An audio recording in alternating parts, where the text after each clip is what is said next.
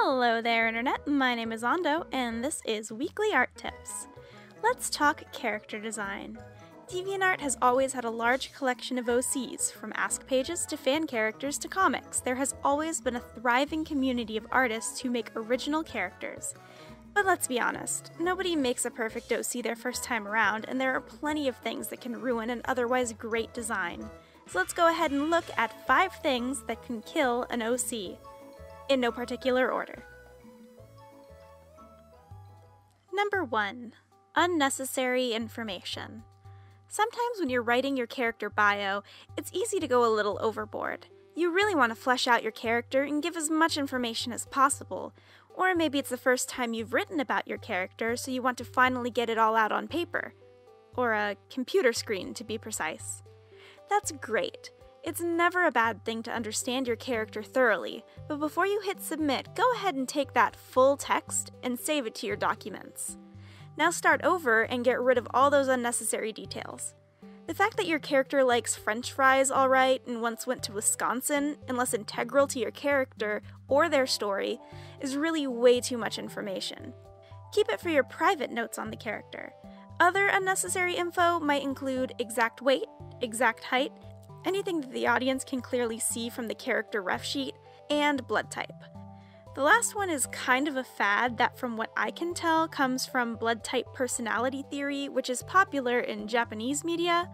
I personally find it odd to include that in a bio unless you are banking on your audience knowing that type O means you are self-centered.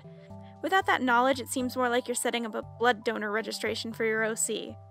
When it comes to writing your bio, try to keep everything relevant and engaging for the reader, and try not to overwhelm them with information. Really, the only reason I can see for not editing out irrelevant info is if you are participating in something where another person will be using your ref sheet, like an OC tournament. Wait, do people still do those? Did I just horribly date myself? Wait, do people even still make OCs? Number 2. Adding too much visually. I know I went over this in my simplicity video, but I want to stress it again. Adding too much can kill a character design if done poorly. When you have too much going on, whether it's with colors or accessories, it will end up distracting your audience. Sometimes the most memorable designs are the simplest. For example, can you remember what the Michael Bay Transformers look like? Can you draw them off the top of your head? What about the 80s cartoon versions? The cartoon, while much more cheaply animated, has more geometric designs and you can understand where everything is, while the Michael Bay versions are highly rendered and realistic, but have too many details for you to really even focus on at first glance. And this isn't a personal opinion about the movies versus the cartoon, by the way, it's simply a commentary on character design. The cartoon was made for children who needed to know who was who and what was happening.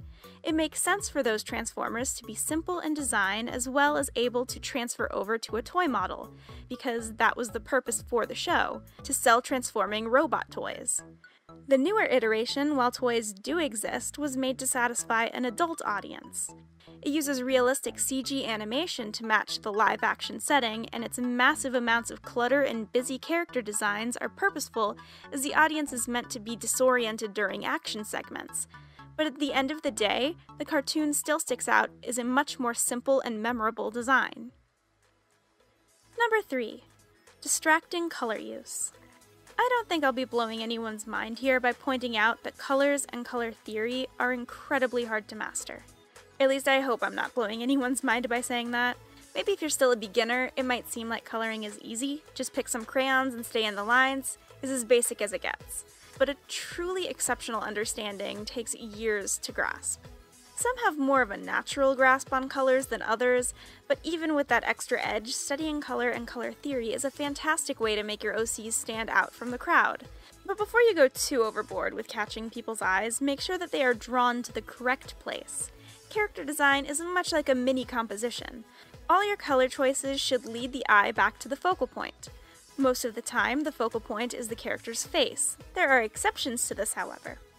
When picking colors for your OC, try to limit your palette to less than 10 base colors. I tend to stick to about 7 or 8 myself.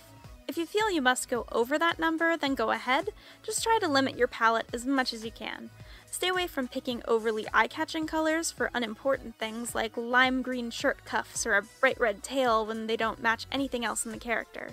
If you find yourself using a specific color only once in your design, try incorporating it again in another area to make it more cohesive.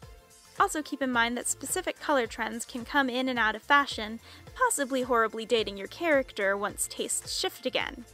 I would recommend finding color palettes from images you like and trying them out for yourself, or try zooming way out on your image and see where your eye goes to first. If it goes off to one spot and sticks there, try adjusting the saturation or hue. Play around with lots of options and pick what you feel works best. Number 4. Poor layout. Poor layout, in my opinion, can really put a damper on a rough sheet. I should know. I used to use the worst layouts on my own rough sheets for years. So let's tear them apart, shall we? Ooh, this hurts me. So first off, Comic Sans.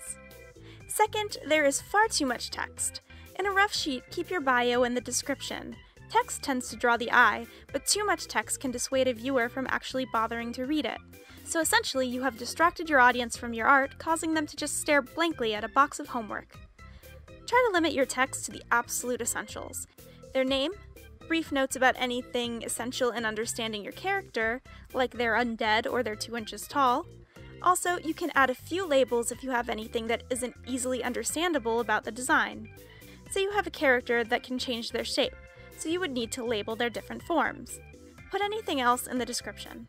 When it comes to backgrounds, try not to have them compete against your OC for the viewer's attention. Try to keep them streamlined and relatively unnoticeable, though I have seen some great backgrounds that have a lot going on and don't distract from the OC.